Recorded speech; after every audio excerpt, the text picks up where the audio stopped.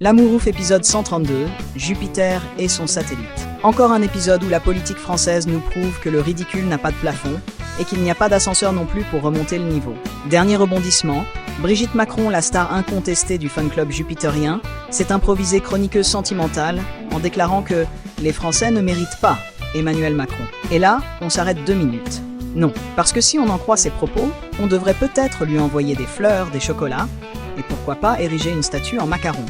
Avec ou sans ganache, on hésite encore. Alors, dans cette saison morose où l'audience présidentielle est plus basse qu'un épisode de Plus belle la vie en rediffusion, la stratégie, c'est le recyclage des formules.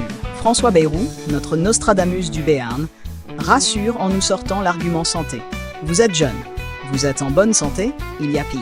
Alors oui, il y a pire. Être à la place de Barnier, coincé entre une censure annoncée et un gouvernement en mode Titanic. Mais bon, le point positif, c'est qu'au moins tout le monde a droit à une bouée, même si elle est dégonflée. Pendant ce temps, Nicolas Sarkozy, tel un coach immobilier, conseille à Macron de commencer à chercher une maison pour l'après. On imagine déjà le slogan d'agence. Une résidence de standing pour ex-présidents fatigués, calmes et proches des commodités, sauf des Français. Une suggestion pleine de bienveillance, parce qu'il faut bien le dire. Quand votre mentor en politique vous compare à lui-même après la dissolution de 1987, c'est qu'on n'est pas loin de crier « sauf qui peut ». Et sur la scène internationale, c'est jogging et selfie sur les plages de Rio, histoire de montrer qu'on est toujours in shape pour serrer des mains et négocier des cessez-le-feu. Parce que bon, quand la maison brûle en France, rien de tel qu'un petit bain de foule au Maroc pour se rafraîchir les idées.